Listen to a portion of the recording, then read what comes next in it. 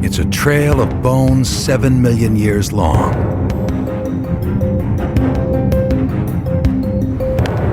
Follow it, and you solve the mystery of how we became human.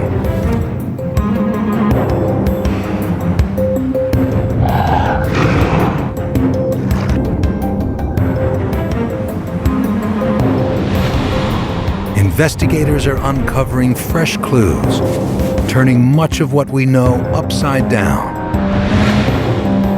They are finding that nature experimented wildly with the human form.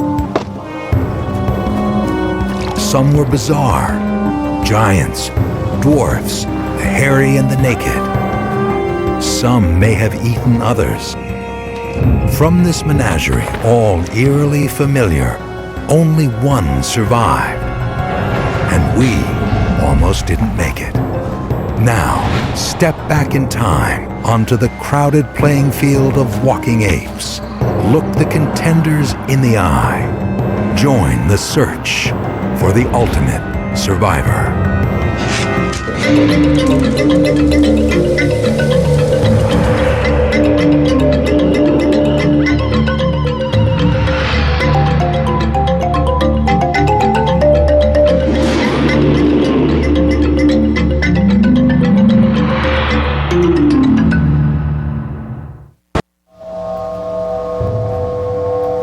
It is the world's most intriguing mystery.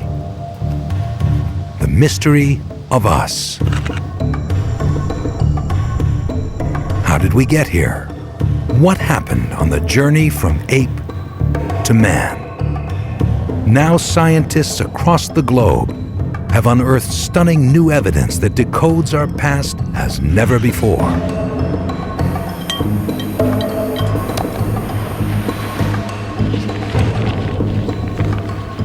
The trail begins somewhere in Africa. Here, apes first descended from trees and started walking on two legs. Then, astonishing things began to happen. Over the eons, these creatures morphed into a variety of weird human forms. Many lived in the same place at the same time. Some walking apes, including our own species, modern humans, undertook epic migrations out of Africa. On these journeys, they left evidence of their perilous lives. Super predators like saber-toothed cats and giant crocs hunted them.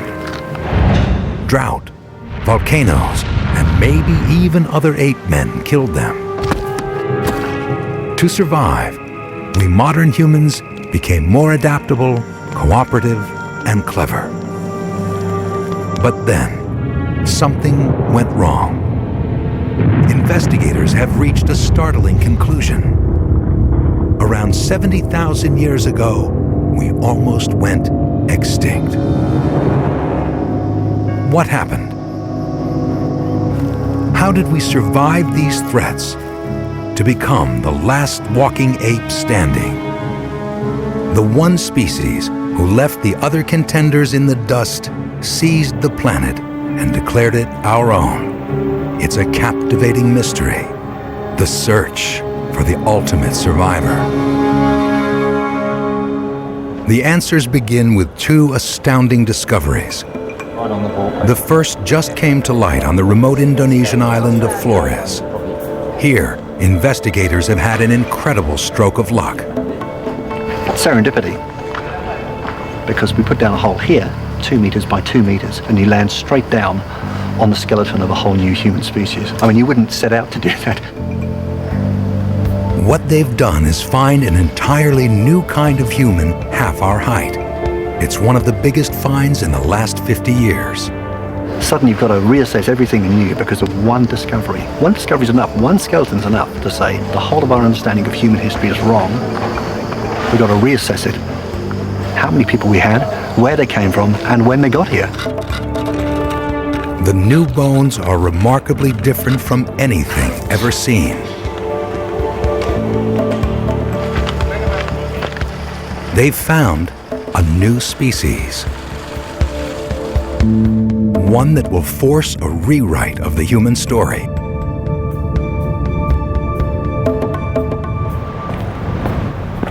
At the bottom of Africa, another bone detective makes the second amazing find. These are not the bones of a dwarf. They are the bones of an ancient giant.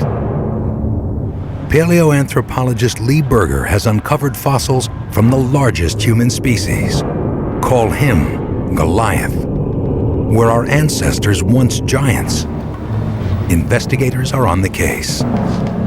When we're working in a dig, it's like a crime scene. We are finding dead bodies. We have to figure out what killed them, why they died. It's looking back into the past to reconstruct one real moment in time. Berger's work is a revelation. He's analyzing the bones of Goliath to create a disturbing model.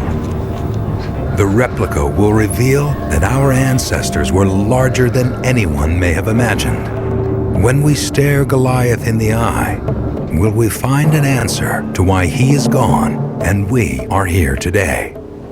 He may help us solve the mystery of why we are the ultimate survivor. Goliath and the tiny human in Indonesia are two extremes. They force us to re-examine what we thought we knew about how we evolved. We thought of human evolution like a relay race. Here you had this early species, and it gave rise to the next early species, and it gave rise to the next one, and the next one, like this long line. For decades, the best minds in science studied fossils and concluded that human evolution was a straightforward story. Millions of years ago, somewhere in Africa, one of our ape ancestors came down from the trees. He picked up the genetic baton that would eventually be passed to us. In the first dramatic break from the past, he started moving around on two legs, and our ancestral line was off and running. According to the old thinking, smaller-brained apes passed the genetic baton to larger-brained, smarter creatures.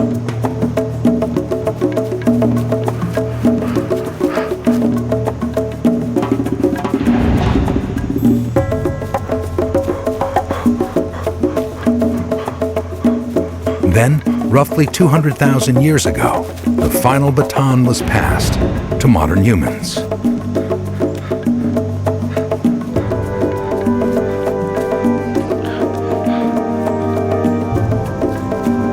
And we crossed the finish line. It was the prevailing scientific theory supported by the best scientific minds for most of the 20th century. And it was wrong. Instead of a relay, think melee. Not one human species at a time, but many. Nature experimented wildly with the human form. And many of these experiments confronted each other, face to face. Earth hosted parallel people. Can you imagine the profound effect that must have when those species come together? Competing creatures in the same environment. It must have been an extraordinarily stressful thing to come across another group of humans. Evidence hints that some of these different types of humans clashed. Some might have even eaten the competition. What determined who survived? Strength may have been key, brains even more so. But neither was decisive. It could have been something else. Chance. We would probably be horrified at how lucky we are to be here. If at any moment in the past, something hadn't pushed us in a specific direction or changed the way that we behaved, or if one predator came along to hunt us, it could be a very different picture. It almost is a miracle we're here. How did it happen? Clues are coming out of the ground faster than ever before. Every day we dig in Africa, every site we dig, Every place we dig, we're finding something new. Things that change the way we view human evolution.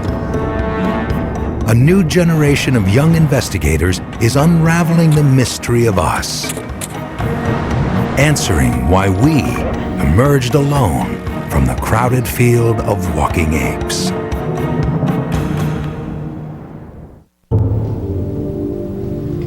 Every human fossil is a prize. They are so rare that reconstructing our evolutionary path is necessarily based on limited evidence.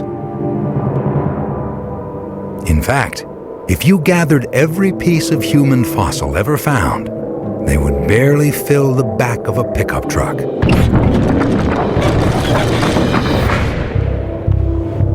Put these fossils together, and they tell the riveting story of our journey.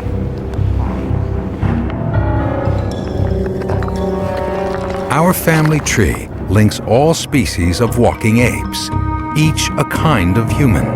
At the top, we modern humans are alone, the ultimate survivor. Descend 7 million years and you come to the first species who split from knuckle-walking apes, a pioneer who's still unknown. Halfway up the tree, over 3 million years ago, a remarkable early relative emerges. Scientists nicknamed her Lucy. Uncovered in East Africa in the 1970s, her fossils stunned the world. Other walking ape bones had been found before, but nothing so ancient, so primitive. Lucy was the oldest bipedal ape ever found. It was as if they had discovered Eve. But if she was Eve, she didn't yet look or act like us. Lucy walked on 2 legs, but she still had 1 foot in the trees.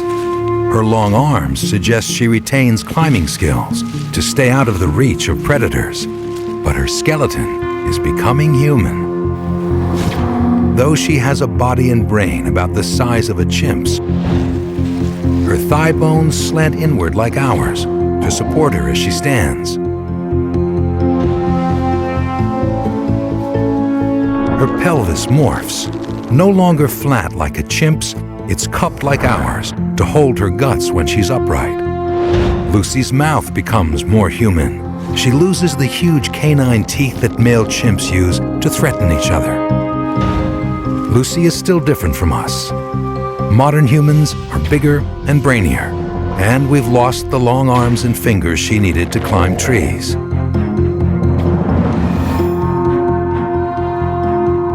Though the original Lucy fossils were found in a desert-like region of Ethiopia, her species ranged over a wide area of Africa, including the land around Lake Turkana in modern-day Kenya. Here, investigators have found more fossils of Lucy's species. Even one new piece of this creature could tell us something vital about our origins, because Lucy could be our direct ancestor. Paleontologist Louise Leakey is the 3rd generation of the Leakey clan to track human origins. Her grandparents, Louis and Mary, made pioneering discoveries of early human fossils in Tanzania's Olduvai Gorge. Here, 3 million years ago, super predators defined Lucy's world. We've got a very large crocodile here. It's probably about 21 or so foot in length. There were 2 species at least of crocodiles living in the lake at this time, and 5 million years ago there were 5 species of crocodile. To Leakey, this could mean that our own story may need a total rewrite. Why should the human evolutionary record be any different? To back up her hunch, Leakey and her team will have to find evidence of another human species, one that coexisted with Lucy.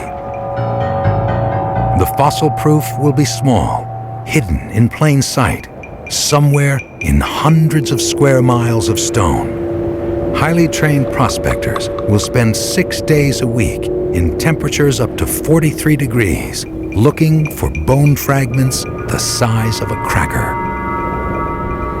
If you think about how unlikely it is for a skeleton on a modern landscape to actually be buried quickly enough to be preserved, and then for it to ever come back up to the surface again, and then to be found by one of us wandering across the landscape. It is tremendous that we do have the fossils that we have. So, when one of the team spots a fragment of human skull, it's always a big event. Over days of prospecting in 1999, dozens of other small pieces come out of the earth. It didn't look very impressive when it first came out of the ground. At first, they wonder if they've found another Lucy. Finally, we were then able to make the measurements and begin to work out that we actually had something different.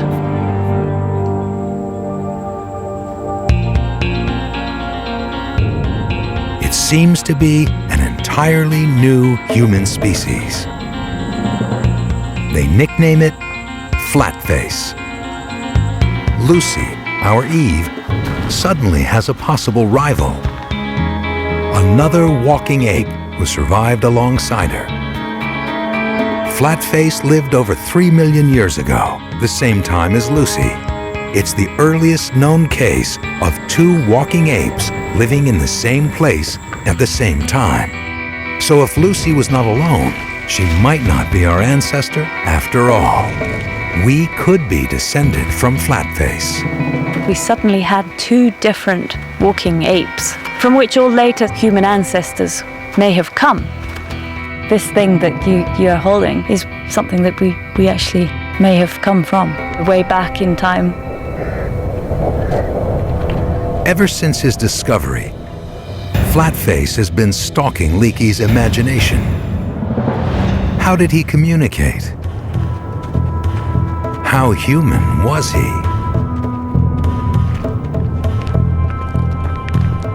We don't know a lot about Flatface, but we do know that he makes one new point in the human story, and it's a big one.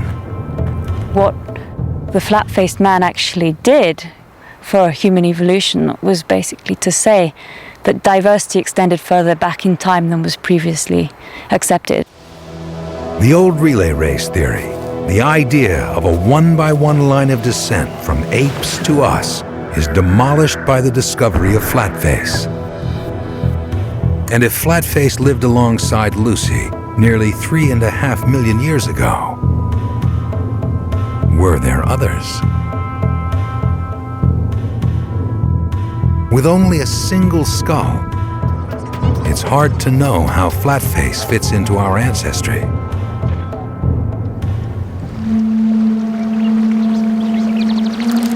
We do know that he has a brain about the size of Lucy's. His teeth reveal he is a fruit eater. He struggles to survive in a world dominated by predators.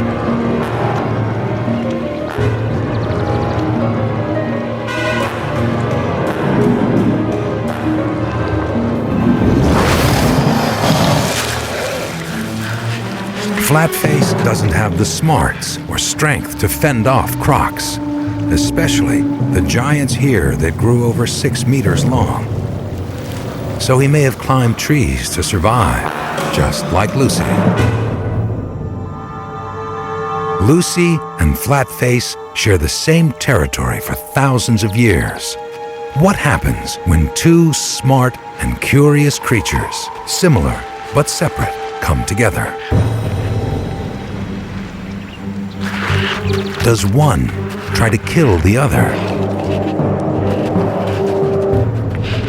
Do they simply compete over food? Do they ignore each other? Or are they downright chummy? For now, we don't know anything about these encounters, but we do know that one of these creatures could be our ancestor. The next fossil find might tell us which one, Lucy or Flatface.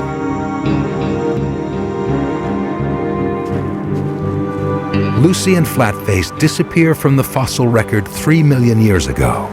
That's when our investigation's trail goes cold for a while.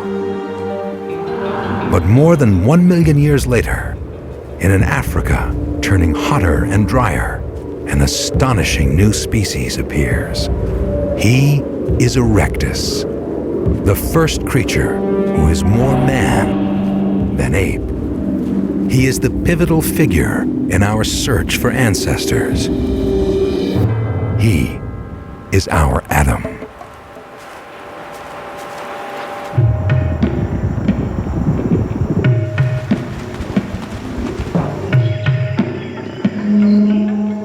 Nearly 2 million years ago, Erectus boasts key survival traits that set him apart from everyone else so far.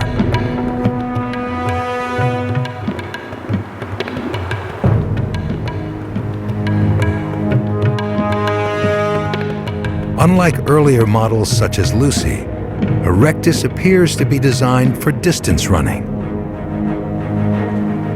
He is the first human to have a combination of structural innovations that are now part of the modern human body. A ligament in his neck steadies his head and eyes while running. Elastic Achilles tendons act like springs to make running efficient. Strong buttocks stabilize his torso as his body leans forward during his stride. These design features prime Erectus for one of the defining moments in human history. He is the first early human known to leave Africa.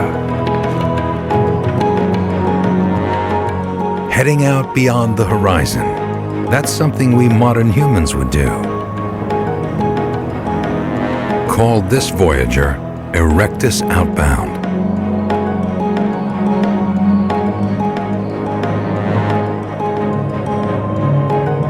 From Lake Turkana and elsewhere in Africa, Erectus headed north. Some investigators believe that after reaching modern-day Turkey, he hung a right and headed to the eastern edge of Europe. At a village called Dmanisi in the Republic of Georgia, dig leader David Lordkipanidze and geologist Reed Faring have been unearthing a series of Erectus skulls, one of the richest collections ever from a single site.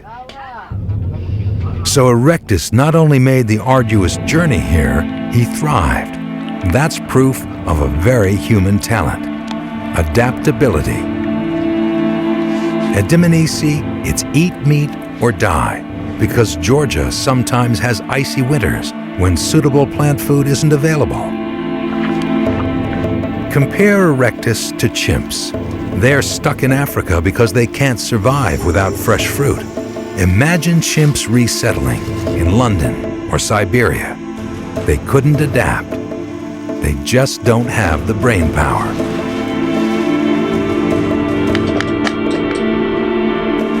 When did Erectus first show this amazing ability to adapt? The answer will tell us about a critical turn on the journey from ape to man. The moment when we stopped being slaves to the environment and started to master it. Most investigators once believed this change took place no more than 1 million years ago. But Lordkipanidze now thinks it was earlier, much earlier. And he's got the evidence to prove it. First, his team discovers Erectus alongside fossils of a rhino that lived only between 1.5 and 2 million years ago.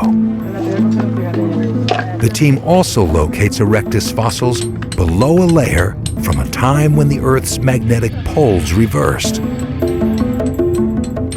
And finally, Erectus fossils are found under rocks that can be dated thanks to their radioactive decay. The evidence converges on one clear date. Erectus arrived in Georgia at least 1 3/4 million years ago. That's 700,000 years earlier than anyone imagined possible. And Reed Ferring believes the age of the Dmanisi fossils changes the human story. But we were able to get out and take over the rest of the world much earlier than any of us ever guessed that we could have. It's a chance really for us to rethink what it actually took to get out of Africa, to make this great leap in our history. Exactly what was required for Erectus to thrive at Dmanisi. Ferring is digging up clues. One of the most common things we find in the excavations at Dmanisi are small, round stones. Here we have a nice cluster of stones in place that illustrate the kinds of stones that we find at the site. If a geologist takes one look at these stones, he knows that they must have come from a river. But the ancient river was several hundred yards from where the cobbles are found. No natural process moved them. Erectus did. Why? They show no modification. They haven't been used as pounding implements or anything. The small cobbles have one thing in common. Of the hundreds found, every one fits neatly in a hand. And that's the key clue. Ferring believes these stones are for throwing. They are weapons. And that's exactly what Erectus needs. Dmanisi is full of predators like saber-toothed cats that could easily kill and devour an early human. But Erectus is smart enough to fight back.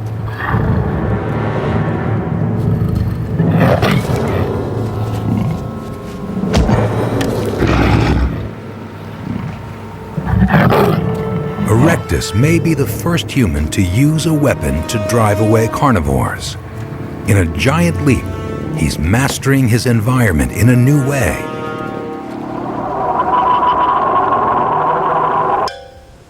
The stones at Dmanisi may be evidence of prehistoric battles. This is really the simplest form of weaponry that we could imagine for humans. Throwing things is something that humans are able to do. I don't know of any other animals that are capable of doing it with any accuracy at all. Long, accurate throwing is so complex that special brain hardware is required to learn it, a very human kind of brain circuit. Erectus has to evolve this way to survive in a dangerous world. We don't have teeth, we don't have claws. The only possible way we could survive is with our wits. The clues now all come together. Erectus was a creature who was suddenly taking charge of his environment, more like a modern human.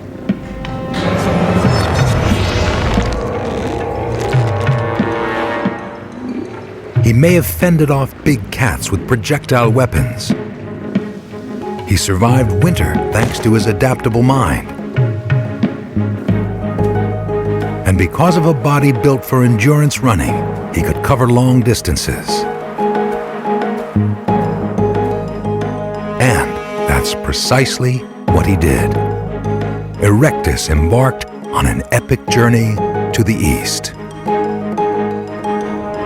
Over the course of millennia, Erectus travels thousands of miles. He crosses deserts. He traverses mountains. He finds his way through jungles. He reaches the Indonesian island of Java, connected at the time to Asia by a land bridge. Now he can go no farther by foot, but even this doesn't stop Erectus. Somehow he continues his odyssey in what may have been the first human conquest of the sea, eventually landing on the remote island of Flores. Only one other large, warm-blooded creature made the dangerous sea crossing to this Indonesian island. Stegodons, which swam like their elephant kin do today, made the crossing 850,000 years ago, using their trunks as snorkels. Stone tools found on Flores prove that Erectus made it here by 800,000 years ago. How long did Erectus outbound survive on this far-flung island? The answer comes with one of the greatest finds in the last 50 years. The discovery will reveal the fate of our last known surviving rival.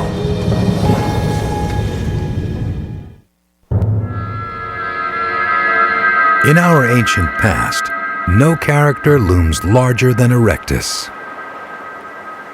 While some of these early humans made an epic journey all the way to Indonesia, others remained in Africa and took their own giant strides on the road to becoming human. On the shores of Lake Turkana, Louise Leakey is finding evidence that Erectus survived one of the most bizarre periods our ancestors ever witnessed. Here, almost 2 million years ago, Erectus was not alone. This landscape here at 1.8 million years ago certainly had several different species of hominid that were walking along a landscape together, and they saw each other. In fact, more walking apes lived together here than at any other time and place we know of. Erectus lives alongside at least 2 other early humans. One of them may be a kind of thief, stealing leopard's prey. Call him Handyman.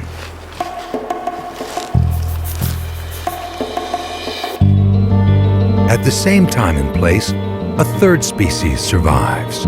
We'll call him Nutcracker.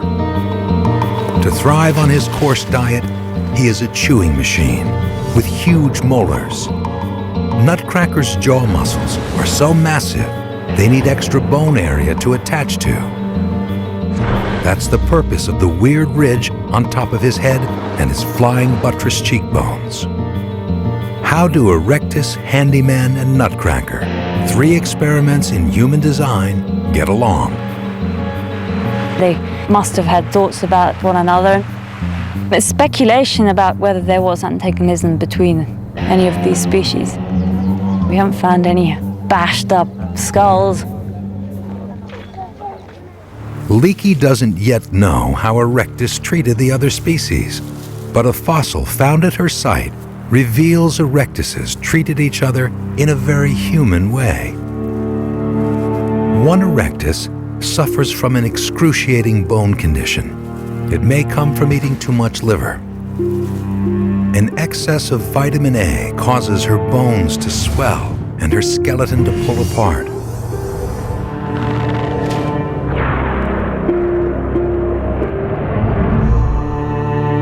No other species could survive a similar illness. Somehow, she does. One explanation makes the most sense. Someone must be taking care of her. In the entire human fossil record, this could be the first evidence of a decidedly human trait. Compassion. Did compassion give Erectus a survival edge? We don't know what happened to Nutcracker and Handyman, only that they disappear from the fossil record over 1 million years ago. Only Erectus endured. Erectus was smarter and more adaptable. But according to Lee Berger, even these talents don't guarantee survival. Evolution plays a game of chance at all times, and it's often just chance on which species survives. There are no real obvious directions. So, through a combination of luck and talent, Erectus prevails.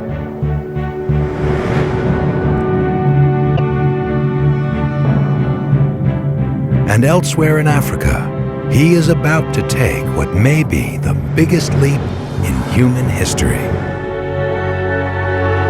At a cave called Swartkrans, remarkable evidence has turned up. A pit more than 1 million years old containing burnt animal bones. If this wasn't the result of a natural blaze, then it's the oldest controlled fire ever found. Modern humans didn't stoke this fire. Field experiments show the bones weren't charred in brush fire. They burned in a campfire. The evidence points to an amazing, though controversial, conclusion. Erectus is the first to master fire. This skill changes the course of human evolution, separating Erectus even further from other walking apes. The ability simply to tend a fire means Erectus is doing something completely new. According to anthropologist Richard Wrangham, he is overcoming an innate fear. To work with fire, you have to resist a lot of impulses. So probably we were already seeing a species on the road to controlling its emotions in a human-like way. Harnessing fire may trigger a cascade of changes in Erectus's behavior, body, and brain. Before fire, only our tree climbing skills protect us from the predators of the African night.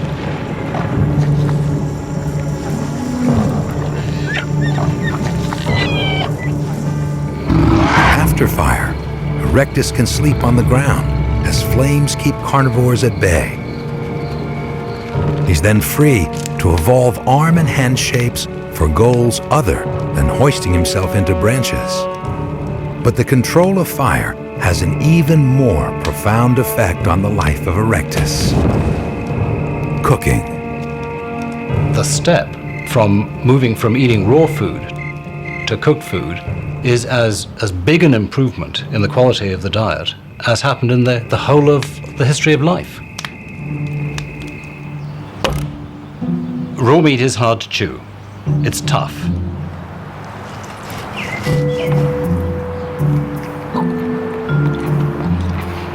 I spent years in Africa watching chimpanzees, and they're always ready to try and catch meat, catch a monkey and kill it if they possibly can. They love meat. The problem with it is they probably would have had to chew meat for 4 to 5 hours a day. It's very difficult to chew it fast enough. So chimpanzees, from our calculations, get only about as much calories per hour from chewing raw meat as they do from chewing fruit. If so, meat wasn't particularly valuable to early humans until they figured out how to tenderize it. What could they have done?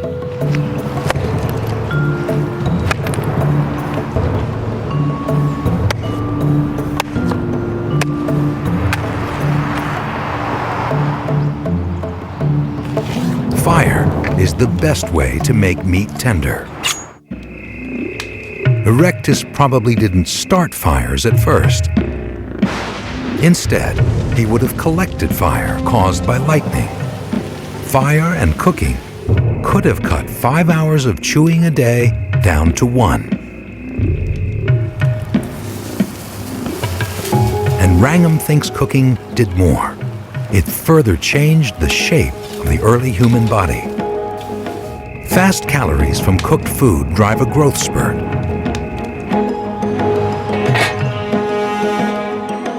Erectus becomes 50% taller than earlier humans and reaches our own height.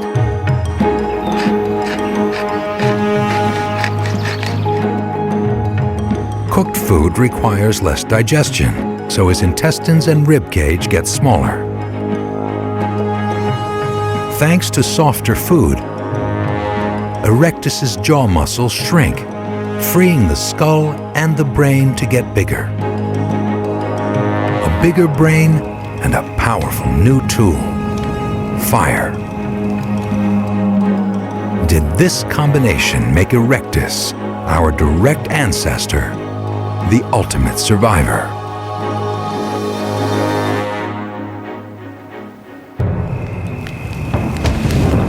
With his control of fire and his growing brain, Erectus is the Superman of his day. But how does he fare against a tough competitor? Near Swartkron, South Africa, evidence reveals that Erectus lived alongside another early human called Robustus. Paleoanthropologist Lucinda Backwell is studying Robustus. her recent discoveries tell us what kind of rival he was. Like Erectus, Robustus solved a critical problem: eating enough protein to power his large brain. Brain tissue burns 16 times more calories than muscle tissue at rest. Erectus probably got his protein by scavenging for meat. If Backwell finds that Robustus was also eating meat, it may be a clue that Robustus and Erectus competed head-to-head for the same food. Experts long believed Robustus was a plant-chewing simpleton, not in the same league as Erectus. But a recent chemical analysis of Robustus's fossils suggests he was somehow eating animal protein. Where and what was he hunting? The environment when Erectus and Robustus lived here was really very much the same as today. The carnivores at the time were lots of hyena, all of the big cats, leopard, panthers, lion. It was a very dangerous environment. These ape men that were living here were really the hunted. They were the prey of the carnivores. So Erectus and Robustus were the hunted. On the way to getting enough protein, they also had to dodge predators. Clues to how Robustus got his protein are hidden in bone tools discovered near his fossils.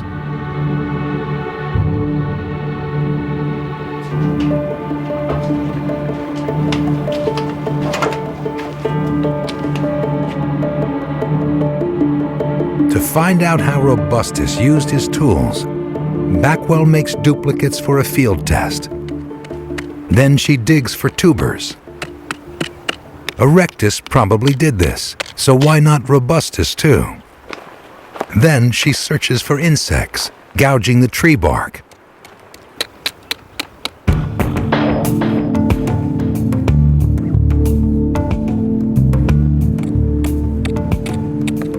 Finally, she digs for termites.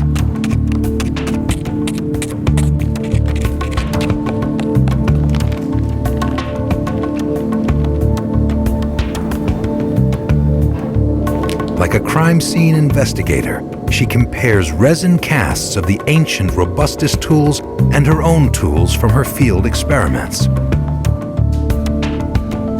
The scratch-by-scratch comparison gives her a break in the case. The marks from termite digging look like those on the ancient tools of Robustus. It was a very clear match. We think Robustus was the user of these tools and that he was using them to forage for termites. Chimps are renowned for using twigs to probe for termites.